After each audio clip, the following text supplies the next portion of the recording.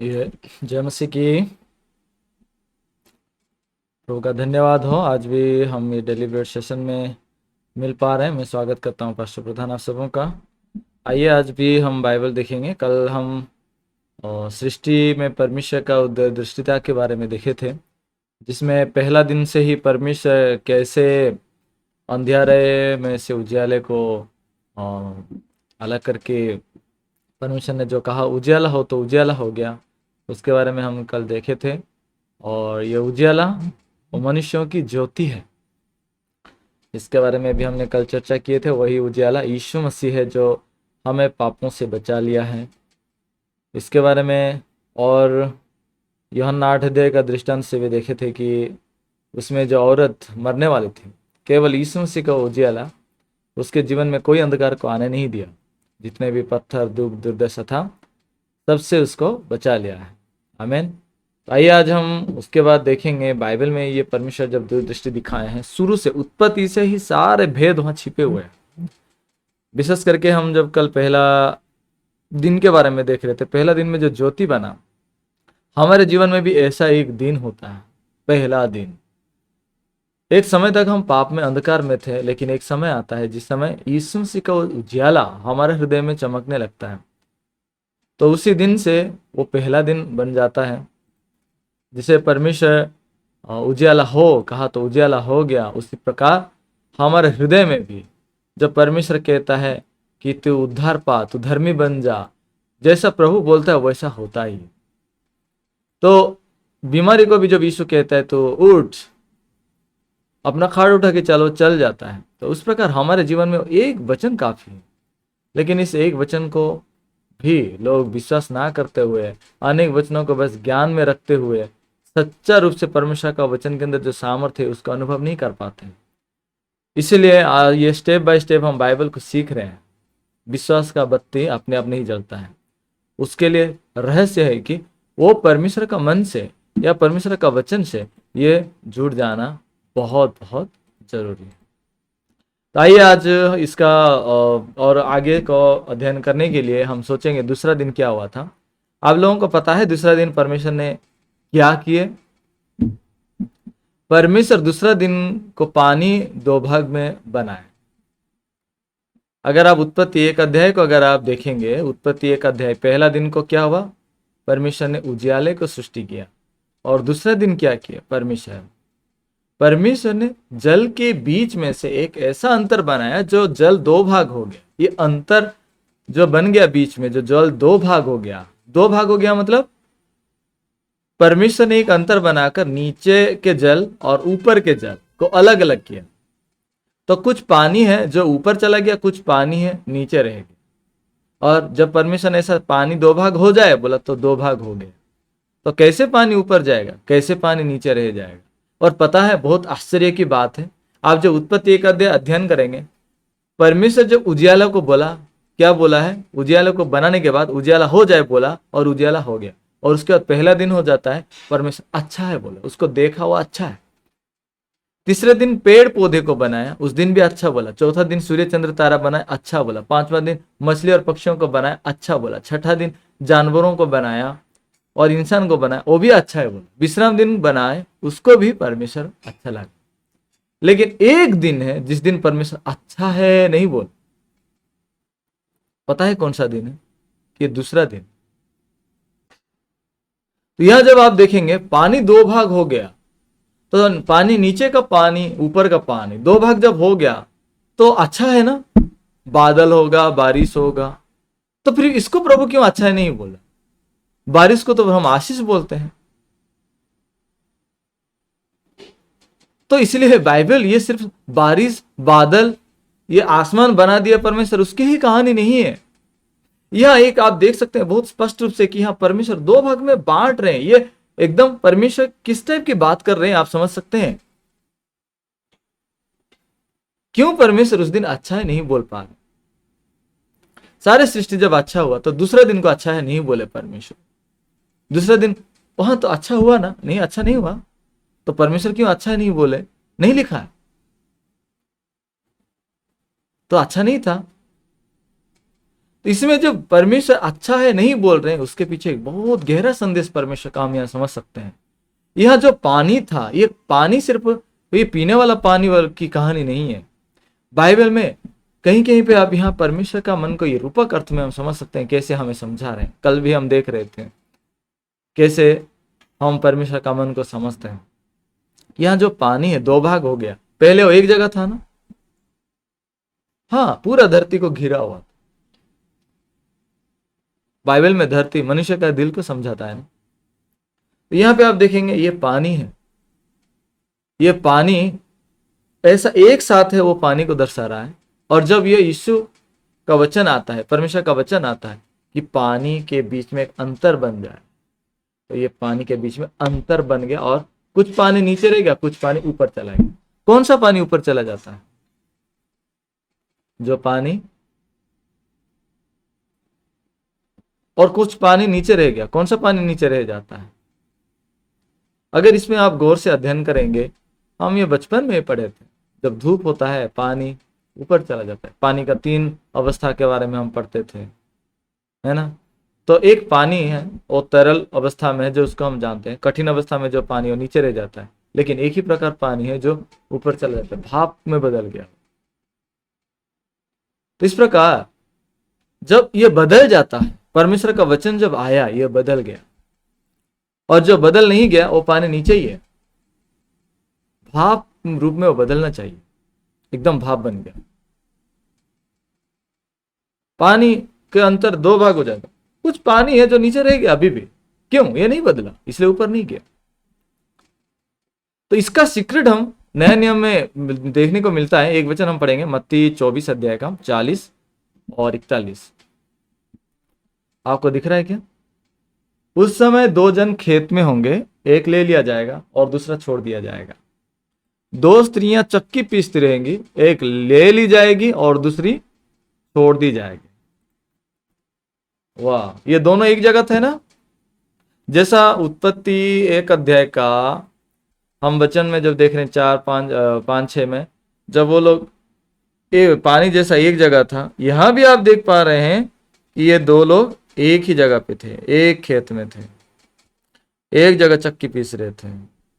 पर क्या हुआ? अंत में ऐसा होता है कि ये एक जगह तो थे, लेकिन एक ले लिया जाएगा और एक छोड़ दिया जाएगा। दोनों चक्की पीस रही हैं, है ना। उन दोनों खेत में काम कर रहे हैं, दोनों खेत में हैं। उनको एक जन को ले लिया जाएगा और एक को छोड़ दिया जाएगा। और दोनों औरतें चक्की पीस रही हैं, उनमें से एक को ले लेंगे और दूसरा छोड़ दी जाएगी। ये 6, 7 और 8 वचन है ना। इसमें जब हम देख रहे हैं, परमेश्वर अच्छा नहीं बोला, दोनों एक जगह थे, लेकिन एक उठा लिया गया और दूसरा रह गया है। तो परमेश्वर क्यों अच्छा नहीं बोले उस दिन? ये जब हम यहां पढ़ते हैं, जहां मत्ती 24 अध्याय का 40 और 41 जब पढ़ते हैं, वहां समझ में आता है कि क्यों परमेश्वर, यह दोनों एक साथ थे, लेकिन जब एक ले लिया जाता है और एक दूसरा जो छोड़ दिया जाता है, तो परमेश्वर वहां खुश नहीं हो पा रहे हैं और अच्छा नहीं बोल पा रहे। क्यों? क्योंकि बाइबल में परमेश्वर का मकसद क्या है, परमेश्वर का मन क्या है, अगर आप देखेंगे बहुत बहुत सिंपल है। परमेश्वर अपना मन हमारे साथ बांटना चाहता है, हमारा मन परमेश्वर का मन से जुड़ जाए, बस ये चाहता है। और लोग वो करना नहीं चाहते। परमेश्वर ऐसा कहीं कहा है क्या? हाँ, कहा है। प्रकाशित वाक्य आप खोलिएगा, वहां आपको दिखने को मिलेगा 3 अध्याय में। प्रकाशित वाक्य 3 अध्याय उसका 20 पद में आप देखेंगे ये बात। देख, मैं द्वार पर खड़ा हूं, परमेश्वर बोल रहे हैं, प्रभु द्वार पे खड़े हैं और बोल रहे हैं, देख मैं द्वार पर खड़ा हुआ खटखटाता हूं। यदि कोई मेरा शब्द सुनकर द्वार खोलेगा, तो मैं उसके पास भीतर आकर उसके साथ भोजन करूंगा और वो मेरे साथ। तो परमेश्वर क्या भूखे हैं क्या? खाने के लिए आऊंगा बोल रहे हैं। ये कोई हम दाल भात खाने की, साग सब्जी खाने की वो वाली भोजन वस्तु की बात नहीं है, आत्मिक भोजन की बात हो रहा है। आत्मिक भोजन मतलब हमारा हृदय में कि हम जब परमेश्वर का मन के द्वारा हम चलाए जाते हैं और परमेश्वर का हृदय के द्वारा हम जब उसके मन के साथ एक मन हो पाते हैं, यह है असली भोजन। आमीन कि नहीं? इसलिए यीशु मसीह जब यहां द्वार पे खटखटा रहे हैं, क्यों खटखटा रहे हैं? वो हमसे बात करना चाहते हैं, हमारे दिल से दिल मिलना चाहते हैं। यीशु मसीह वो हमारे साथ भोजन करना चाहते हैं, वो द्वार पे खड़े होके खटखटा रहे हैं। तो हमारा खाना खाने के लिए आ रहे हैं क्या? बाइबल में बहुत कुछ ऐसी कहानियां जो कभी समझ ही नहीं पाएंगे, है ना? तो जैसा आप अगर पहला राजाओं 17 अध्याय अध्ययन करेंगे, वहां एलिया जाता है सारीफत विधवा के पास। एलिया क्यों गया था पता है? प्रभु ने उसको कहा था इसलिए गया, इसलिए प्रभु का वचन के अनुसार हो गया। प्रभु ने बोला था उसको कि मैं तुझे सारीफत विधवा को पास जाने के लिए कह रहा हूं, तू उधर जा, क्योंकि मैं उसको बोला हूं वो तुझे खिलाएगी। विधवा को, वो कोई धनी औरत को नहीं बोले हैं, विधवा को, है ना? उससे पहले अवश्य परमेश्वर ने एलिया को ट्रेनिंग दिया, गवाही दिया, उसके बाद भेज।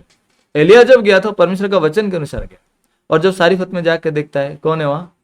एक विधवा है, उसके पास उसका बेटा है, और उसके पास एक मुट्ठी भर मैदा है, कुप्पी में थोड़ा सा तेल है, और लकड़ी भी घर में नहीं है जो लकड़ी बीन रही थी। ऐसे कंगाल व्यक्ति को देख के वो कैसे उम्मीद बना पाएगा कि ये मुझे खाना खिलाएगा?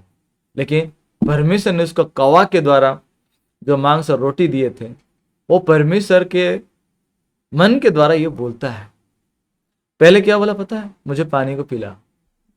फिर जब वो पानी लेने जा रहे, रुक रुक, मुझे पहले रोटी दो, बोलता है। ये अकल पड़ा है, अभी तुम्हें रोटी कैसे देंगे? अभी देख रहे हो हमारे घर में थोड़ा सा मैदा है, लकड़ी नहीं, इसलिए लकड़ी लाने आए थे, हम इसको खाएंगे और मर जाएंगे। और लकड़ी लाएगा, रोटी बनाएगा, और रोटी खाएंगे और मर जाएंगे। इस प्रकार स्थिति में, लेकिन एलिया क्या बोलता है? उसमें परमेश्वर का वचन को उसको बोलता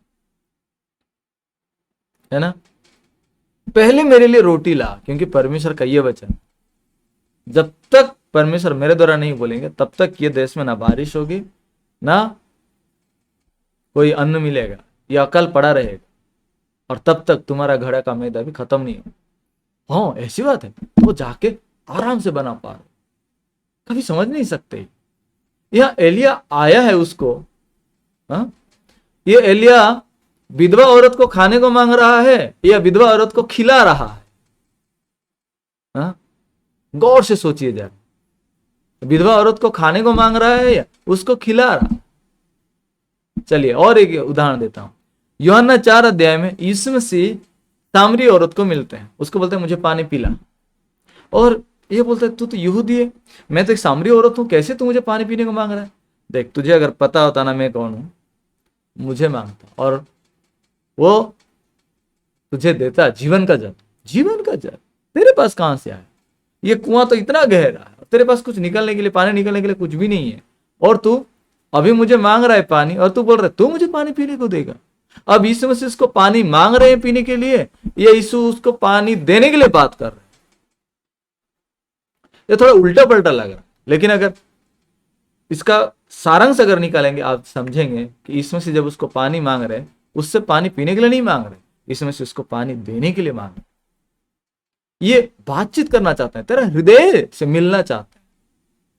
और जरा सोचिए तो, क्या यीशु मसीह उसको पानी पीने का और कोई ऐसा पानी दिया था क्या?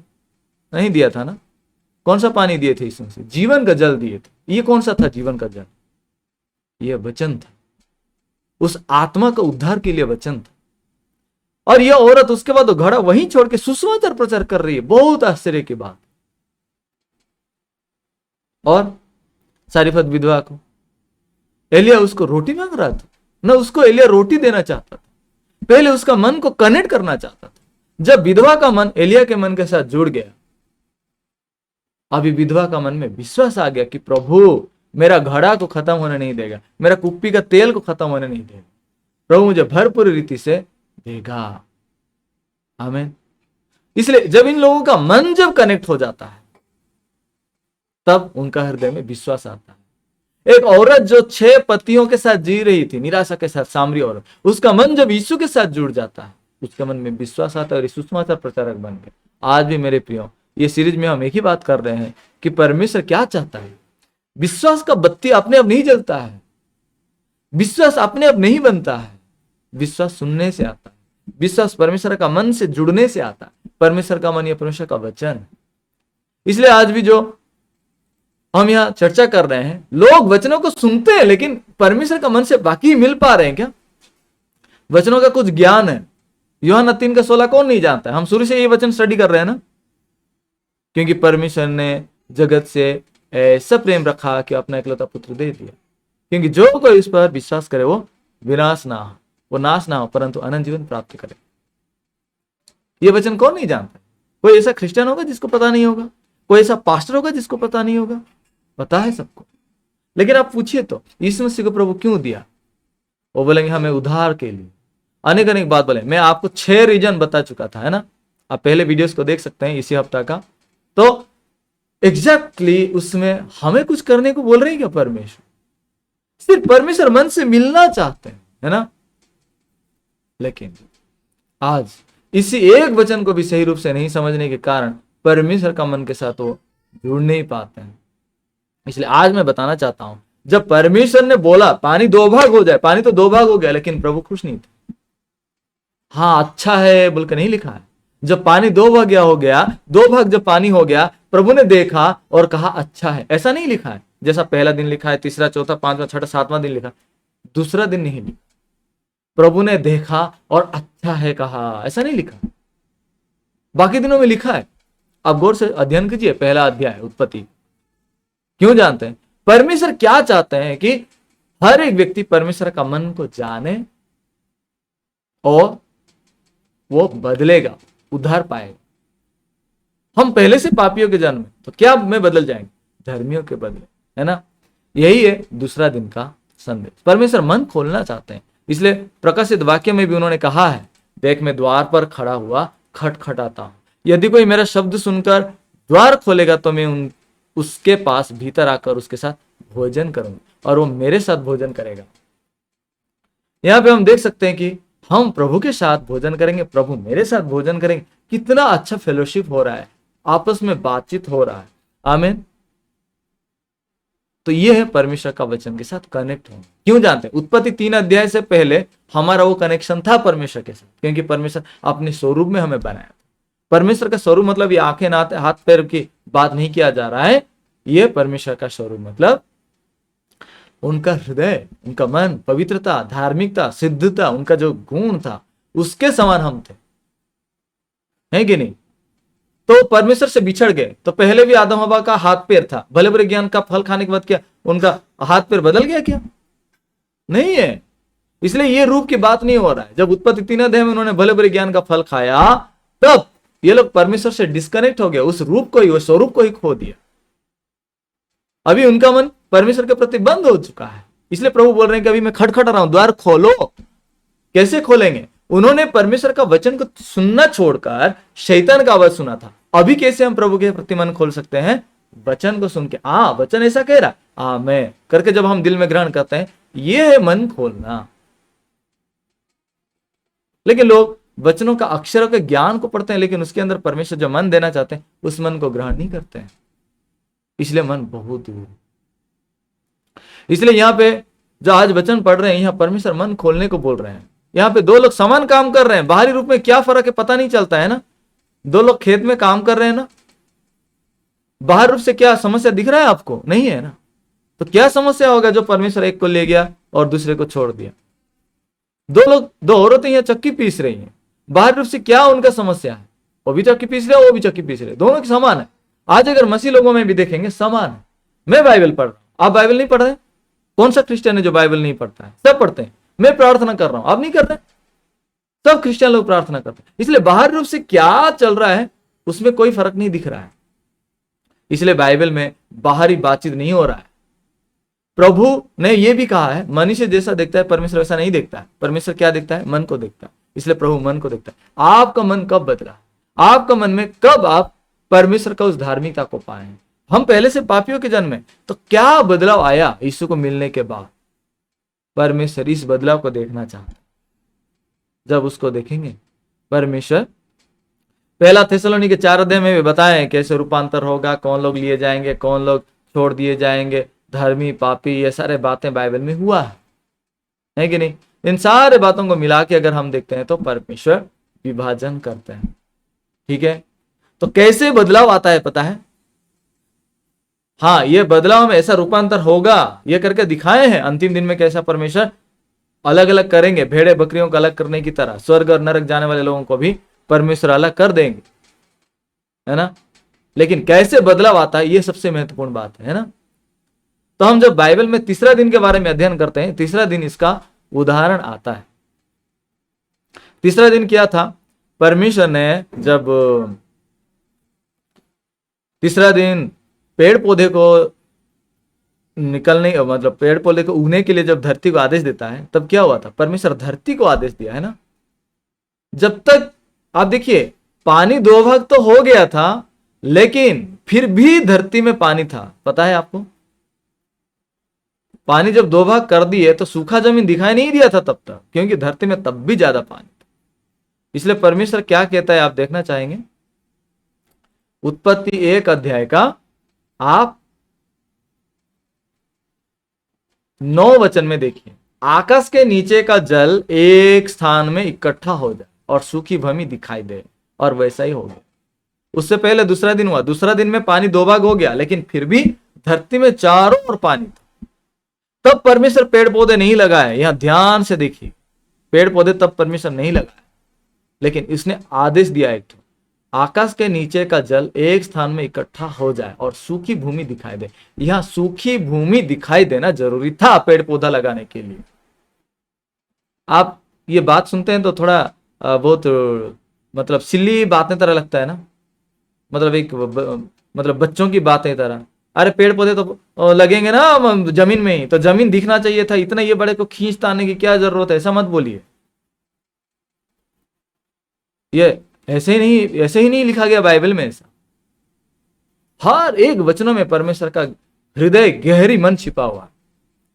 यह जब पानी, समुद्र का जो पानी था वो सारे धरती में घिरा हुआ था, ठीक है? तो ये पानी को एक तरफ किनारे कर दिए। पता है आपको? ये किनारे कर दिए और वहां सूखा जमीन दिखाई दी। तो किनारे करके वहां कैसे सूख गया ये? हाँ, कैसे सूख गया? ग्लाशियर में भी पानी है ना दोनों जगह। हाँ, परमेश्वर सुखा दिए हैं और वो सूखा जमीन दिखा दी। इस सूखे जमीन में पेड़ पौधे को परमेश्वर उगने को बोले। उसके बाद प्रभु ने कहा, पृथ्वी से हरी घास तथा बीज वाले छोटे छोटे पेड़ और फलदायी वृक्ष भी, जिनके बीज उन्हीं में है, एक एक की जाति के अनुसार हो, पृथ्वी पर उगे, और वैसा ही हो गया। यहां परमेश्वर ने जैसा बोला वैसा पेड़ पौधे भी उगने लगे। ये पेड़ पौधे को परमेश्वर जो पानी था उसमें उगने के लिए नहीं बोले। क्यों जानते हैं? ये बाइबल में इसका भी बात लिखा हुआ है। क्यों पेड़ पौधे में पानी नहीं लगा, पानी में क्यों परमेश्वर ये पेड़ पौधे को नहीं लगाया? पेड़ पौधे को पानी में क्यों नहीं लगाया जा सकता? ये विश्वास का दुनिया को दर्शाता है। याकूब का जब 1 अध्याय पढ़ते हैं आप, याकूब का 1 अध्याय में इसके वर्णन होता है 5 वचन। याकूब 1 अध्याय का 5 वचन। मैं थोड़ा इस वचनों को दिखाऊंगा ताकि आप समझ जाएंगे कि मैं क्यों बोल रहा था कि परमेश्वर पानी में क्यों पौधे को नहीं लगाया। यहां आप देखिएगा कि एक वचन कहां लिखा है, 5 में, 5 से आगे लिखा है, ठीक है?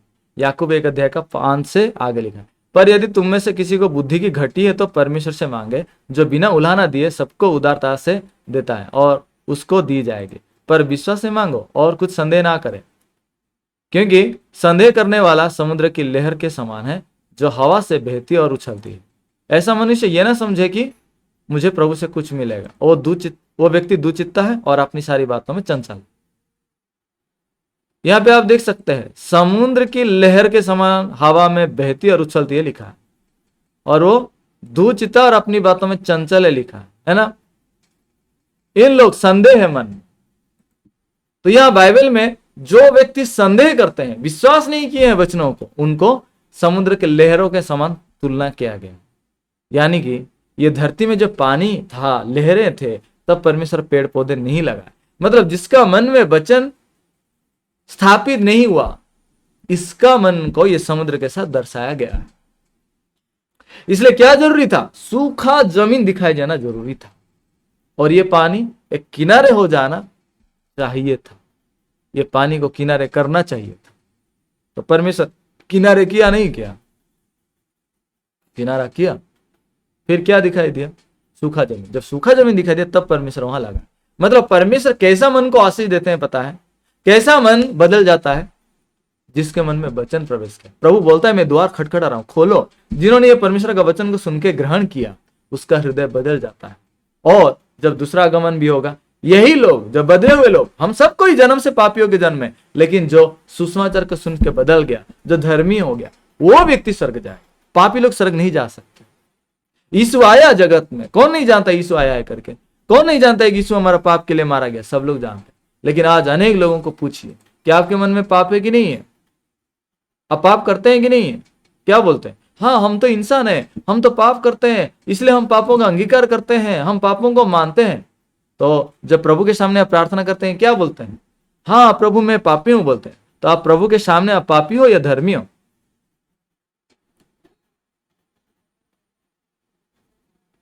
जब प्रभु के सामने वो पापी बोलता है, तो प्रभु के सामने वो पापी है कि धर्मी है? बाइबल कहता है तू अपने बातों के अनुसार तो न्याय करते समय जय पाएगा।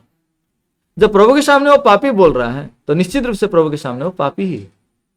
प्रभु भी उसको पापी ही करके ग्रहण करेगा, है कि नहीं? तो क्या कहना चाहिए? हमें धर्मी है प्रभु बोलना चाहिए। तो क्या फारसी की तरह हमें स्थापित होना चाहिए क्या, जिसने प्रभु मैं हर आय का 10वां दिया हूं, ऐसा कहना चाहिए क्या? मैं धर्मी हूं प्रभु मुझे आशीष दे, ऐसा बोलेंगे क्या? यहां पे लोग ठोकर खाते हैं। कुछ ठोकर खाने की बात नहीं है मेरे प्रिय। जो फरीसी धार्मिकता को बात कर रहा था, वो उसका धार्मिकता था, सेल्फ राइचियसनेस कह सकते हैं, उसका आत्म धार्मिकता था। वो अपना धर्म कर्म पे भरोसा करके प्रभु के सामने आशीष पाऊंगा सोच रहा था। ऐसा धार्मिकता कोई भी नहीं। मैं अभी जो बता रहा हूं, हम तो सबने सबके सब पाप किए हैं, है ना? रोमियो 3 का 23 वचन 24 वचन याद है ना? चलिए एक बार देखते हैं। रोमियो 3 अध्याय का 23, इसलिए कि सबने पाप किया है और परमेश्वर की महिमा से रहित है ना? ये वचन तो पता ही है, ये वचन तो सब जानते ही हैं। सबने पाप किया, परमेश्वर का महिमा से रहित है। तो इसलिए प्रभु के सामने हम पापी हैं कि धर्मी हैं? ये वचन के अनुसार हम देखते हैं तो पापी ही हैं। और वैसे हमारे जीवन को देखेंगे भी तो लगता है हम पापी ही हैं। इसलिए यहां पे वो पानी की तरह, जो पानी धरती में चारों ओर फैला हुआ था, इसलिए प्रभु ने बोला पानी में शून्य उत्पन्न हो जाए और ये 2 भाग हो जाए, और 2 भाग हो भी गया, है कि नहीं? हाँ, तो अभी रोमियो 3 का 23 के अनुसार सबके सब पापी है। यीशु का विश्वास करते हैं? हाँ विश्वास करते हैं। अभी पापी है कि धर्मी है? नहीं, पापी है। क्यों? यीशु को विश्वास करते हैं इसलिए पापी है क्या? नहीं नहीं, हम पाप करते हैं इसलिए पापी। तो कौन पाप नहीं किया है बताओ? ये वचन क्या कहता है? सबने पाप किया। तो कौन पाप नहीं किया? हाँ, सबके सब पापी हैं। तो यीशु किस लिए आया था? नहीं, हमें पापों से उद्धार करने के लिए आया था। इसका मतलब यीशु उद्धार नहीं किया है ना, आप पापी हैं? नहीं, उद्धार किया है। तो यीशु उद्धार किया इसलिए भी पापी हैं आप? यीशु उद्धार करने के बाद भी आप पापी हैं? यीशु उद्धार करने से पहले हम पापी थे ना, यीशु उद्धार करने के बाद भी हम पापी हैं ना। तो यीशु उद्धार करने का क्या मतलब? यीशु फेल हो गया क्या? वो पापी से पापी के रूप में हमें उद्धार किया क्या? क्या बोलेंगे इसको? नहीं नहीं, हम पाप करते हैं ना। तो यीशु किस लिए आया था? उद्धार करने के लिए। कौन सा पाप से उद्धार करने के लिए? हम जो पाप किए हैं उसके लिए, या हम जो पाप नहीं किए हैं उसके लिए? नहीं नहीं, हम जो पाप किए हैं उससे उद्धार करने के लिए यीशु आया था, है ना? हाँ। यीशु कब आया था? 2000 साल पहले। उस समय आप पाप किए थे क्या? नहीं। तो आपको यीशु पाप से उद्धार किया है क्या? उस समय तो पाप नहीं किए थे, और आप बोल रहे हैं कि यीशु हम जो पाप किए थे उससे उद्धार करने के लिए आया था। क्यों ऐसा लोग उलझते हैं, मतलब उलझन में रहते हैं, पता है? समय के दुनिया के कारण हमारे यह शरीर समय में बंधा हुआ है। मेरे प्रियो, यीशु मसीह अनंतकालीन महायाजक है, वो अनंतकालीन बलिदान है, वो परमेश्वर का मेमना है। इसलिए वो जो उद्धार के लिए काम किए हैं वो एक पल भर की समय के लिए नहीं है। कितने दिन के लिए है? अनंत काल के लिए। इसलिए यीशु मसीह का बलिदान में क्या हुआ है? पहले का पाप, वर्तमान का पाप और भविष्य का पाप, सब पापों को एक बार वो समाधान किया। अगर वो समाधान नहीं किया होता तो फिर दूसरा बलिदान की जरूरत होता, और दूसरा बलिदान की जरूरत नहीं है। क्यों? वो एक ही बलिदान काफी। इसलिए बाइबल में क्या लिखा है पता है? अगर यीशु को छोड़ेंगे तो कहीं दूसरा बार जगह उद्धार नहीं है। इसलिए ये रोमियो 3 अध्याय के ही 23 के नीचे, जस्ट नीचे प्रेरित पौलुस कहता है, परंतु उसके अनुग्रह से हम इंसान जो है, कोई ऐसा नहीं है जो पाप करना बंद कर पाया। नहीं, आगे को इंसान का शरीर जो बदल जाता है ऐसा नहीं है, परंतु परमेश्वर क्या बदल दिया? हमारा मन को बदल देता है। हमारा मालिक मन में हम किसकी आवाज सुनेंगे, किसके साथ हम भोजन करेंगे, उस कनेक्शन को प्रभु बनाना चाहता है। हम शैतान के साथ कनेक्ट होकर हम भले बुरे ज्ञान का फल खाए थे, परमेश्वर से अलग हो गए थे, लेकिन अभी वचन को सुन के ये जीवन का अधिकारी बनते हैं। कैसे? परंतु उसके अनुग्रह से। यह अनुग्रह मतलब हमें कुछ करना नहीं, उसके अनुग्रह से, उस छुटकारे के द्वारा जो मसीह यीशु में है, संत में धर्मी ठहराए जाते हैं। यहां देखिएगा, अनुग्रह है। अनुग्रह मतलब कोई भी काम नहीं, है ना? स्क्रीन पे दिख रहा है ना अनुग्रह, ग्रीन होकर मार्किंग हुआ है। यह अनुग्रह से और उस छुटकारे के द्वारा, एक छुटकारा है, उस छुटकारा है ना, उस छुटकारा, एक ही छुटकारा है। कहां है ये? जो कि मसीह यीशु में है। ये छुटकारा केवल कहां मिलेगा? मसीह यीशु में मिलेगा, और कहीं नहीं मिलेगा, है कि नहीं? तो इस मसीह यीशु के इस छुटकारे के द्वारा क्या हुआ है? सेंट मैन लिखा है मेरे प्रियो, सेंट मैन। सेंट मैन मतलब फ्री में, सेंट मैन धर्मी ठहराया जाए। कुछ करने की जरूरत नहीं, कुछ देने की भी जरूरत नहीं। आमीन। इसीलिए वचन को विश्वास करने से, सिर्फ और सिर्फ, हाँ वचन ऐसा कह रहा है करके आप जब इस वचन को अपने हृदय में ग्रहण कर लिए, ये हो गया परमेश्वर का मन के साथ आपका मन एक हो। प्रभु बोलता है, पद्मो मैं तेरा पापों अपराधों के लिए मैंने यीशु को क्रूस में मार दिया, मैं तुझे धर्मी बना दिया। ऐसा है क्या प्रभु? धन्यवाद, आपने मुझे धर्मी बना दिया। आमीन, धन्यवाद, तो मैं धर्मी हूं प्रभु। आमीन, हाँ तू धर्मी है। तब हमारा मन परमेश्वर का मन एक हो गया। ऐसा होता है ना, एक मन। मेरा जब शादी हुआ है ना, अरेंजमेंट मैरिज हुआ, तो जब हमारा अरेंजमेंट किया गया तो हमें पूछा गया, आप इनको शादी करोगे? मैं बोला। उनको पूछा गया, आप इनको शादी करोगे? हाँ मैं उनको शादी करूंगा। तो उस समय हम दोनों का मन हम ग्रहण कर लिए, हम इसको शादी करो, तो हमारा मन एक हो। अगर दोनों में से कोई भी अगर नहीं नहीं वो शादी करना चाहता है लेकिन मैं शादी करना नहीं चाहता उसको, तो मन एक हो जाएगा क्या? हमारा शादी हो जाएगा क्या? नहीं हो जाएगा, है ना? एग्जैक्टली परमेश्वर जो बात बोल रहे हैं उसके साथ हाँ करके हम जब उस बात को ग्रहण करते हैं, मन एक हो जाता। तो परमेश्वर अभी दरवाजा खटखटा के जो बोल रहे हैं, क्या बोल रहे हैं?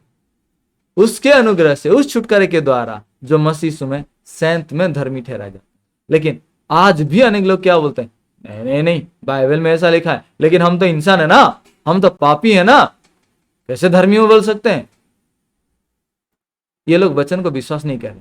प्रभु ने यह जवाब दे दिया है, हमारे छुटकारे का रहस्य बता दिया है, फिर भी वो लोग नहीं नहीं हम तो पापी हैं करके अपने चिंता को ही बोल रहे हैं। ये लोग बदले क्या? ये लोग यीशु मसीह का वचन को ग्रहण किए क्या? ये लोग परमेश्वर का मन के साथ एक मन बनाए क्या?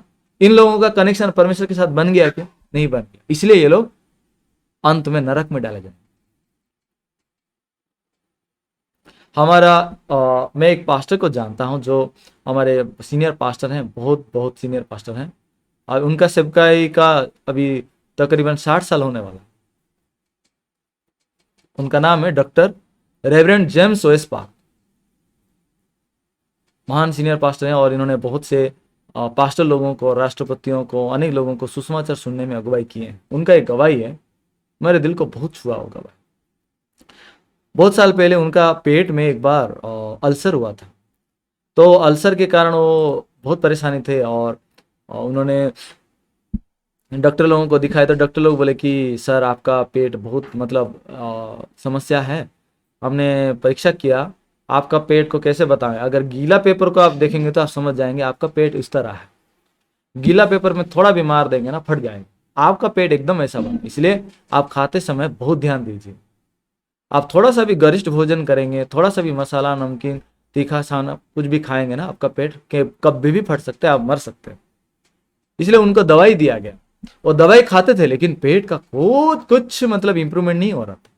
बहुत दिन ऐसा गुजरा और गर्मी का मौसम आ गया। गर्मी का मौसम में पास्टर का कॉन्फ्रेंस वगैरह रहता है, तो कॉन्फ्रेंस में उनको जाना था, लेकिन पेट का ऐसे हालत में कैसे वो कॉन्फ्रेंस कर सकते हैं। इसलिए वो प्रार्थना करते थे, प्रभु ये दवाई खा रहा हूँ लेकिन कुछ नहीं हो, उन्नति नहीं हो रहा है मेरे हेल्थ में, आप मुझे अनुग्रह कीजिए, मेरा पेट ठीक कर दीजिए। ऐसा प्रार्थना करते थे। कई दिन प्रार्थना करने के बाद भी उनका पेट में कोई मतलब ठीक होने का ऐसा दिख नहीं रहा था। लेकिन एक दिन की बात है, उन्होंने सुबह जो प्रार्थना कर रहे थे, परमेश्वर उनको एक वचन दिलाया। उनका मन में परमेश्वर एक वचन को डाला। वो वचन उनको अचानक याद आ गया। वो है मरकुस 11 का 24 वचन। क्या है वो वचन, आपको दिखाना चाहूंगा मैं। ये वचन में ऐसा लिखा जाता है, इसलिए मैं तुमसे कहता हूं कि जो कुछ तुम प्रार्थना करके मांगो तो प्रतीति कर लो कि तुम्हें मिल गया और तुम्हारे लिए हो जाएगा। हाँ, मैं प्रार्थना कर रहा हूं, लेकिन प्रार्थना करते समय क्या करना है, प्रभु बोला है तुम प्रतीति कर लो कि तुम्हें मिल गया और तुम्हारे लिए हो जाएगा। क्या प्रतीति करना है, मिल गया है बोल के और तुम्हारे लिए हो जाएगा। ये वचनों को सुनने के बाद उनका प्रार्थना बदल गया। ओ, प्रभु बोल रहे हैं कि मुझे प्रतीति करना है, मुझे मिल गया है तो मेरे लिए हो जाएगा। अभी मैं किस लिए प्रार्थना कर रहा हूं, मेरा पेट का ठीक होने के लिए। लेकिन मेरा पेट ठीक नहीं हो रहा है, दवाई तो खा रहा हूं, ठीक नहीं हो रहा है, तो कैसे ठीक होगा। यहां लिखा है कि प्रतीति कर लो कि तुम्हें मिल गया है बोल के। अभी नहीं मिला है लेकिन विश्वास कर लो, प्रतीति कर लो कि तुम्हें मिल गया है बोल के, तो तुम्हारे लिए हो जाएगा। मतलब मुझे विश्वास करना है कि मेरा पेट ठीक हो गया है तो मेरा ठीक हो जाएगा, ऐसा है ना। तो उनका प्रार्थना बदल गया। उन्होंने प्रार्थना करने लगे, प्रभु धन्यवाद, आपने मेरा पेट को ठीक कर दिया है, इसलिए बहुत बहुत धन्यवाद। ठीक नहीं हुआ था पेट, लेकिन उनका प्रार्थना बदल गया। क्या बदला, मन बदल गया। उन्होंने परमेश्वर का मनसा को जान, इस प्रभु का मन से जोड़ गए। ये वचन के साथ जब पास्टर का मन जुड़ गया, उनका प्रार्थना बदल गया। पता है उसके बाद क्या हुआ, ऐसा प्रार्थना करके आमीन किए और सुबह नाश्ता के दौरान रोज की तरह उनका मिसेस उनके लिए दलिया थोड़ा के किनारे में बना के रख दी थी, जैसा वो रोज खाते थे। और उनके घर में कुछ मेहमान आए थे और उनके घर में विशेष खाना बना, और वो दूसरा और इनका एक कोने में दलिया। क्यों, वो गरिष्ठ भोजन नहीं खा सकते। लेकिन पास्टर ये प्रार्थना करके आमीन करने के बाद उनका हृदय में विश्वास आया, हाँ परमेश्वर मुझे ठीक कर दिया है, तो परमेश्वर ठीक कर दिया तो मैं सिर्फ दलिया क्यों खाऊंगा, मैं सब खा सकता हूं। उन्होंने गए और मन फिक्स है ना कि प्रभु ने मुझे ठीक कर दिया, मन उनका एकदम फिक्स है वचन में। उसके बाद उन्होंने वो खाना लाए और खाने बैठ गए। उनका मिसेज देखिए, ओ हनी क्या हो गया, तुम्हारा ठीक हो, तो वो बोले हाँ मैं ठीक हूं। कब, अभी सुबह सुबह ठीक हो गया। अच्छा ठीक है, अच्छी बात है, खाओ। वो खाने लगे खाने लगे खाने लगे खाने। तो क्या होगा, कभी सोच पाएंगे क्या हुआ होगा। ये जब खाना खत्म कर लिया ना, खाना खत्म होने के बाद पेट पूरा गड़बड़ी होने लगा, वो कंक्रीट मिक्सर की तरह। फिर भाग गए टॉयलेट को। सॉरी आप लॉन्च नहीं किए तो फिर भी अब यह बस सिचुएशन को समझिए। क्या था कि वो टॉयलेट चले गए, डायरिया हो गया। मैं ठीक हुआ हूं तो फिर ये डायरिया क्यों। तब ऐसे हालातों में हमेशा जल्दी हाजिर होने वाला एक होता है, मिस्टर शैतान, है ना।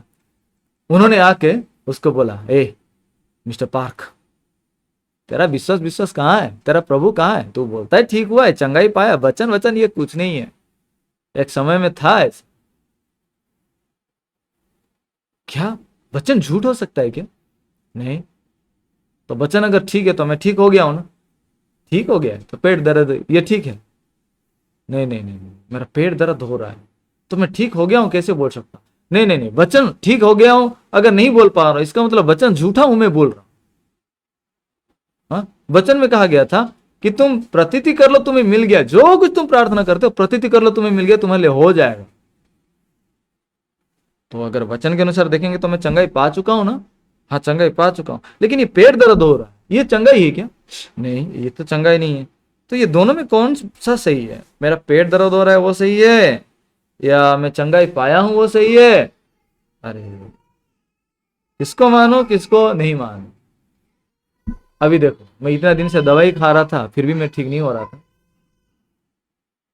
अगर अभी विश्वास नहीं करूंगा तो तब भी मैं ठीक नहीं हो पाऊंगा। लेकिन वचन कभी झूठ नहीं हो सकता। परिस्थिति बदलेगा, वचन बदलेगा क्या? नहीं बदलेगा। तब पास्टर उसका हृदय में, अपने हृदय में फिक्स किया, शैतान को बोले मैं तुझे, तेरे चालाकी को मैं जीत नहीं सकता, लेकिन वचन कभी नहीं बदले। भले ही मेरा पेट दर्द हो रहा है फिर भी मैं कहूंगा कि मैं ठीक हो गया, क्योंकि वचन कभी झूठ नहीं हो सकता। ऐसा पास्टर ने उस दिन वो चिंता को जीत ली। उसके बाद से पता है, वहां से टॉयलेट से निकल कर आए, हाँ मैं ठीक हो गया हूं, पेट दर्द हो रहा है फिर भी मैं ठीक हो गया। वहां से निकल कर आए, पेट में गड़बड़ी था, दर्द हो रहा था। पता है उस दिन शाम को किसी ने उनको एक बुफे में बुलाए थे, एक कुछ उनका कार्यक्रम के लिए। तो उसमें पास्टर भी इनवाइटेड थे, तो वहाँ उनको हायट होटल में उनका बुफे था। वहाँ पास्टर बोलते हैं कि मैं 6 प्लेट खाली किया खाया और वहाँ डायरिया नहीं हुआ। उसके दूसरे दिन देखे कि एकदम पेट एकदम ठीक हो गया, 24 घंटे के अंदर पूरा ठीक हो गया। हालेलुया। मैं जब ये गवाही सुना, सचमुच में वो सिर्फ पेट दर्द की गवाही नहीं, परमेश्वर का हर एक वचन को विश्वास करने वालों के लिए ये एक विश्वास करने का शिक्षा है। कैसे विश्वास किया जाता?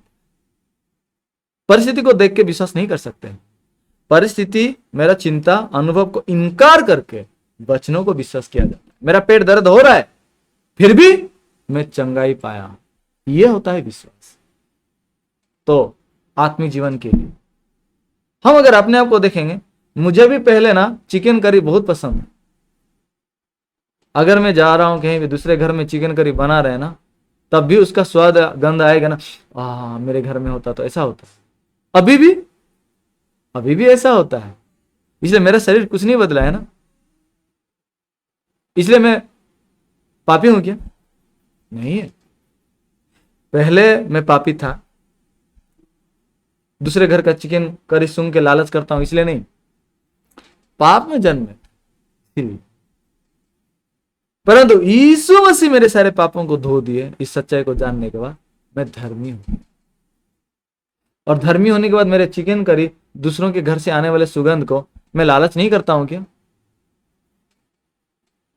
इसलिए बंद हो गया क्या वो? नहीं, वो शरीर का ये गुण नहीं बंद हुआ, फिर भी मैं धर्मी हूं। क्यों जानते हैं? ये बाइबल कह रहा है। बाइबल देखो, ये बाइबल क्या कह रहा है। रोमियो 3:24 में लिखा है, परंतु उसके अनुग्रह से उस छुटकारे के द्वारा जो मसीह यीशु में संत में धर्मी ठहराए जाते हैं। ये कोई शर्तों के अनुसार हमें धार्मिकता नहीं मिला, अनुग्रह से, बिना शर्त से, और वो संत में धर्मी ठहराए। आमेन। तो आप भी यहां सुनने वाले भाई और बहनों, आप लोग पापी हैं, ये धर्मी है? निश्चित रूप से आप बताइए। प्रभु का महिमा हो।